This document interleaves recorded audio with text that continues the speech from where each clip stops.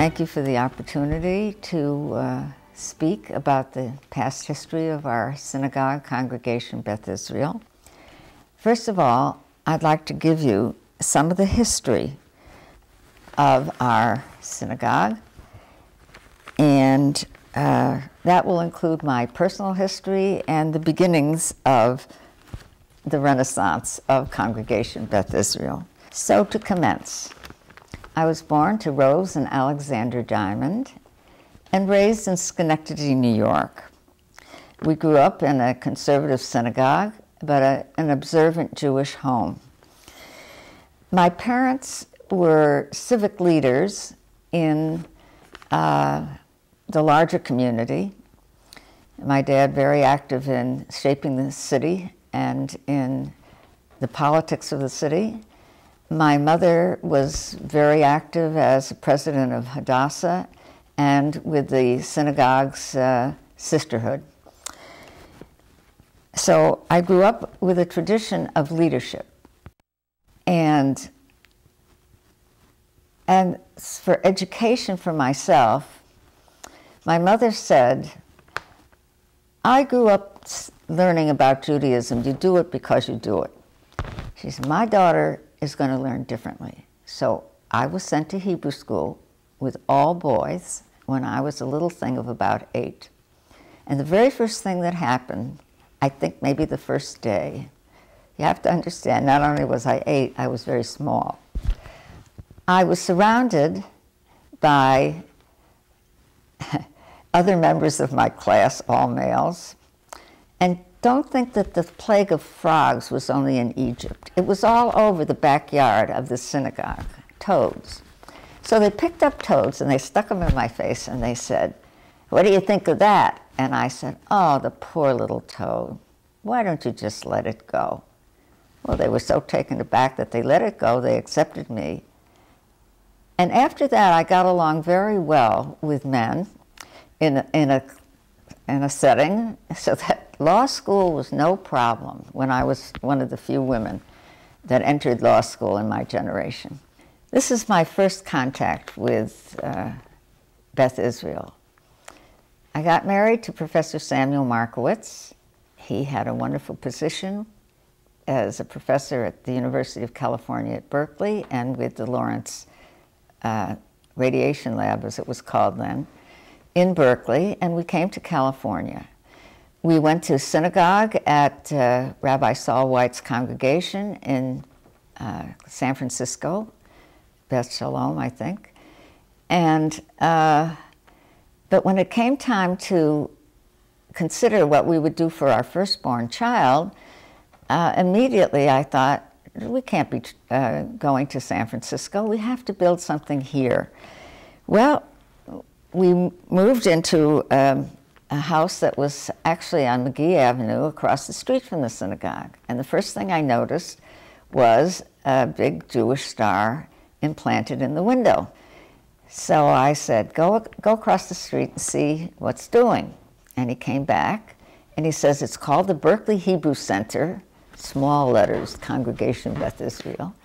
But it was basically, as it turned out, a place where people socialized, and you could make a match if you were over 72 years of age. Well, at the time, I thought that was hysterical. Now I think it's necessary. At that time, the people who were composing the Berkeley Hebrew Center really belonged to other synagogues, like Beth Jacob.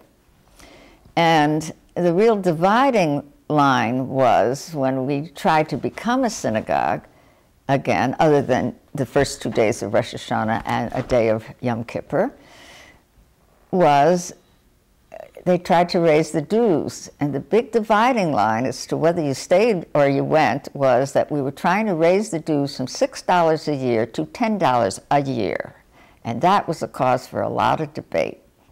In the year 1960 that we came to the synagogue, the first thing that happened was that people ahead of us, Liba Feuerstein and, daughter of a rabbi, had asked whether, they could hold Shabbat morning services at Beth Israel, and they were assured, go ahead, that's all right with us. And we entered the scene and thought that what we needed to start building was a Hebrew school. And again, the congregation was very encouraging. We owe them such a debt, these people, because they handed us eventually a building that was mortgage-free. And that was a tremendous boost to starting the renaissance of Congregation Beth Israel. What does the role of vision play into this? Well, at that time, Sam and I both had an idea that we wanted to build a place where our child could be educated. And we both worked on it. But I had another helper, and that was Yvette Hoffer, and we formed ourselves into what we called the Committee of Two. Because it doesn't take much. If you have an idea of what you want to do, you can make it happen. And so we set about to make it happen. So when asked what I feel my contribution over the years has been to this Renaissance, I would say as follows.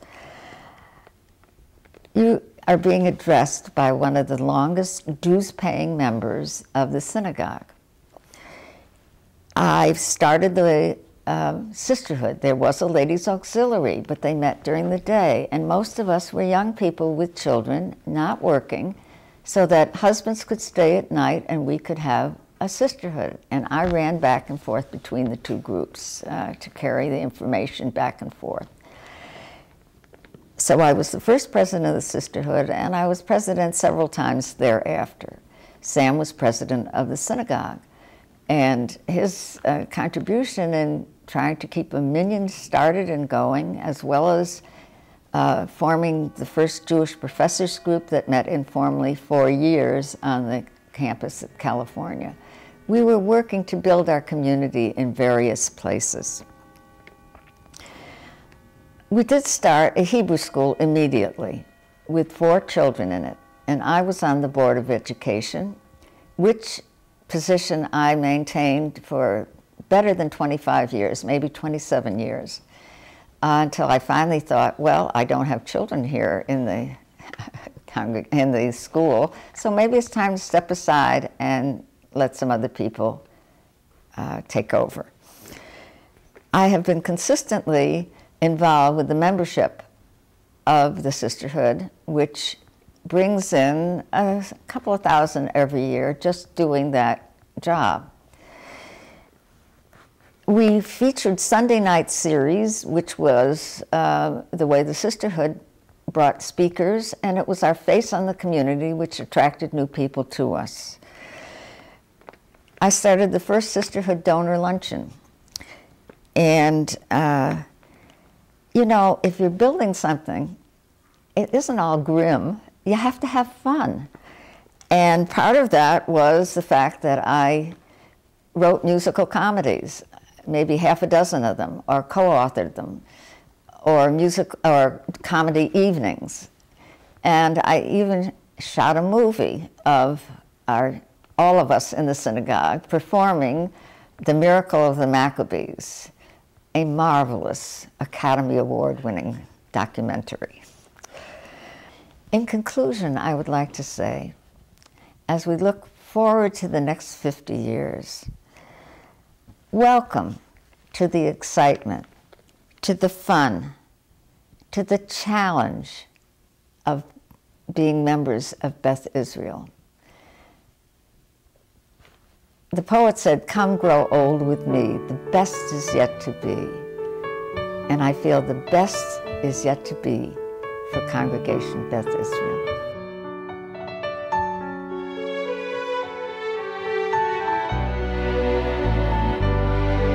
I was actually born in San Francisco, so my personal background in Jewish life was pretty nil, as most San Francisco Jews in the early years.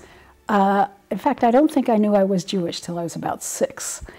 But then I did go to Temple Shirth, Israel, where I was confirmed. I don't think we'd really ever heard of bar and bat mitzvahs. My first sort of introduction to real Judaism was at Brandeis Camp in the 50s, when it was the original people were there, Shlomo Bardeen and Max Helfman, and that was very exciting, and I really left feeling I wanted to make some kind of a commitment to a Jewish life. I went to college at UC Berkeley. I married my husband, who was a Sephardic Jew, Baghdadian family.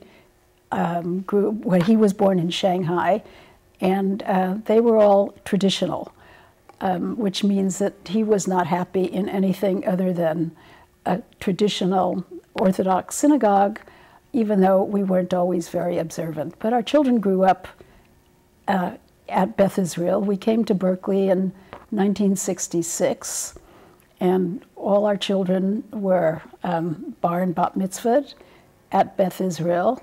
My daughter Ruth, I think, had the second bat mitzvah there after Mimi Epstein in the 70s. Two out of three were married at Beth Israel. The third one was married in Israel. And happily, they all live nice Jewish lives around the world. As I said, I joined Beth Israel. We joined when we moved to Berkeley in 1966. And I ended up, I think, getting on the board sometime in the 70s. And I was pretty much on the board, except for some absences when I moved to Israel in the 90s. And I did get back on a little bit a few years ago. So I was pretty much full-time on the board. I was president in, I think, 75, 6, and 7. And I was the second woman president after Shelley Alexander's mother, Katie, who was the first woman president. During my years at Beth Israel, there was constantly thought about getting a better building, having a school for the children. When we first went there, there were classrooms that were that you could take down inside the main shul, which was actually not very big anyway. And we really needed more room, but as it turned out, by the time you bring this up to the board and everyone thinks about it and decides if we can afford it or not, another year goes by. So one day, Shoshana Greenberg and I were walking around, I think it was when I was president, I'm not sure, in the neighborhood and saw the Jefferson Street building for sale. And we thought that could be an interesting thing for classrooms and a garden.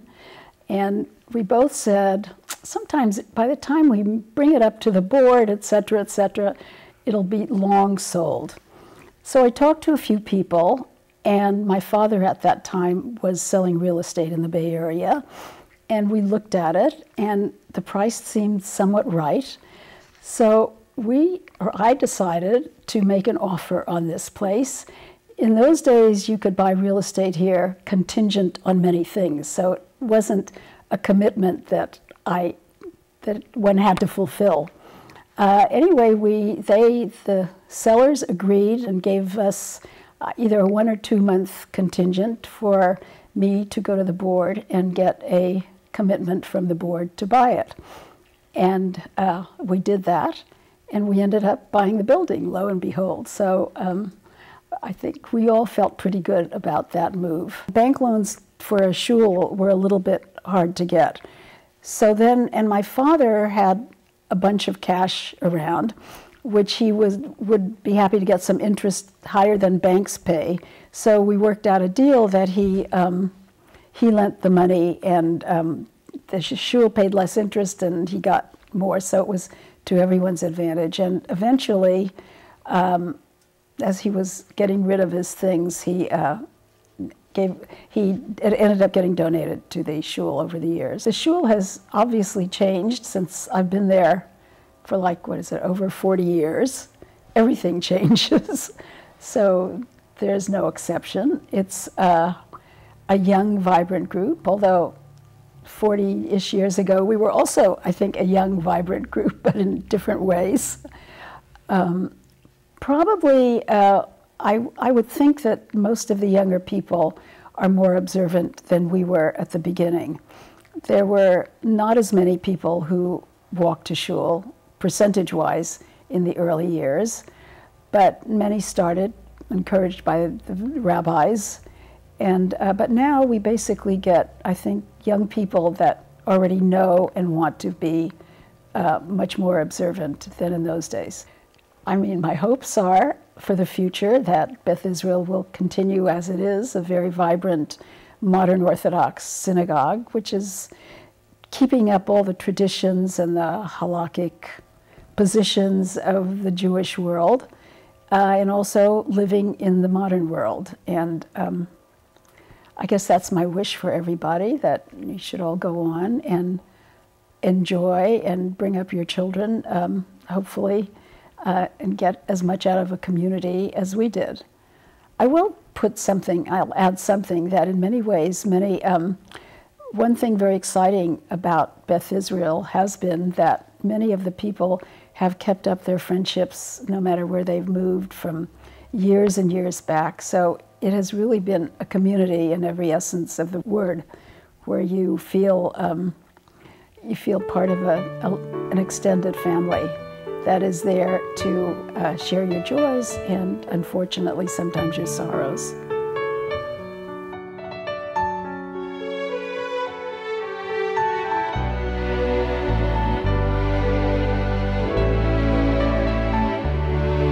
I grew up in a sort of a Jewish enclave in Bethesda, Maryland. And my parents there were founders of Congregation Bethel of Montgomery County. They were one of about 24 families that founded it in 1948, 49. And I was the third or fourth bar mitzvah. I was a real little chalutznik. And so it was a very Hamish group growing up. Also, with a very strong emphasis on service. My mother headed Hadassah. My father was on the board and was the president of the shul at one point and was involved in its building program. So that's a tradition I was exposed to. After graduating from university, it was into the Vietnam War, and I had to figure out how to do my service. I was against the war, but not against serving, so I ended up as a commissioned officer in the U.S. Public Health Service and got assigned to the regional office in San Francisco. It's how we came out here to California. And Ruth and I had just been married, and so we moved over to Berkeley because she'd just been admitted to graduate school in social work. I was working in the city, she was coming to Berkeley. We flipped a coin. It didn't matter what the coin said, we were moving to Berkeley. When it came to Berkeley in '69, Ruth basically got the yellow pages and went looking for a shul and found Beth Israel. I felt the kind of an immediate connection with Beth Israel, with the funky old building and people from an academic community and a very wide variety of people, all different kinds of backgrounds, all different levels of observance. And I just felt immediately at home. The shul bought 2230 Jefferson down the street, the Gan Shalom building. And it needed to be converted into something that could be used for a day school. Well, my background's in architecture and planning, so somebody asked would I do it. Justin Sweet and I pretty much shepherded that through. So the opportunity came to buy 1632 Bancroft. And so we bought it. Leo Davis was actually a very important person in that. And with that, we were able to open up the side yard behind 1632 and create an outdoor area for the shul and begin really to think about expanding and building out the facility. And the plans just sort of slowly unfolded over the next couple of years. We thought if we can buy 2311 Jefferson, just to the south of the shul, we can move 1632 Bancroft in back of 2311, create a duplex situation or a tenants in common situation, open up the site and expand the building. So we launched our plans to do that, and were able to purchase 2311 Jefferson and engineer a move. The problem was we were now at the point where we needed to put together a zoning application and a building plan for the remodeling and expansion of 1630 Bancroft. And so now it was time to really start turning to the fundraising and thinking about how we're going to do this. Well, so at this point, we hired a consultant on fundraising and on what our capacity would be. And the news came back very disappointing. So we were stuck, and the project just drifted along. We had some plans, but we weren't really, able to act on them. There was a famous Shabbos afternoon in November, but mid-90s. David Moss, whom I guess everybody remembers, was a very important member of the shul for a long time. He'd made Aliyah. He'd been in Israel already for a decade or more. But he kept coming back to visit from time to time. And one of his swings through Berkeley, we were chatting during Kiddush after Shabbos. And he said, "So what's this I hear about a building?"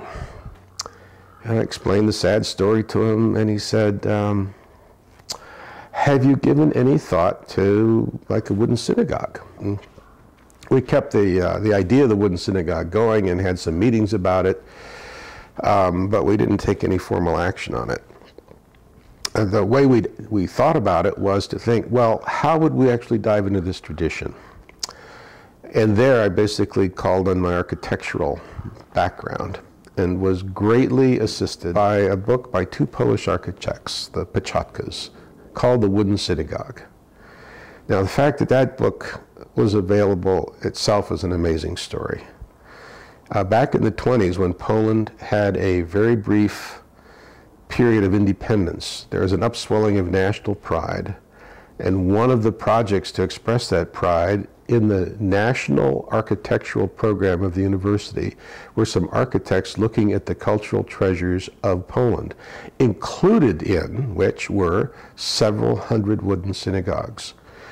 Two of the students at the time, the Piechotkas, made field research visits to about 200 buildings. And they photographed them, they did floor plans of them, they did measured drawings, they did site plans, so they actually created a very solid architectural record. And the project was completed, and then along came the 30s, and then came the war, and some genius saw the war coming and somehow managed to get the archives of the architecture department of the National University into a safe place during the war. At the end of the war, the Piechotkas took a personal interest in unearthing this history and published it in 1959, the book The Wooden Synagogue, and that was our reference document. On one of the pages was a little building from Przedbush. The original shape, the original design of the building was really quite beautiful. It was located in the town of Przedbush, just off the main square, the main part of town, and it was on a corner situated almost exactly the way the Bancroft building was situated at Jefferson and Bancroft Streets. And it was about the same size. And there was a kind of an aha experience. This is the model. This is what we're going to work with.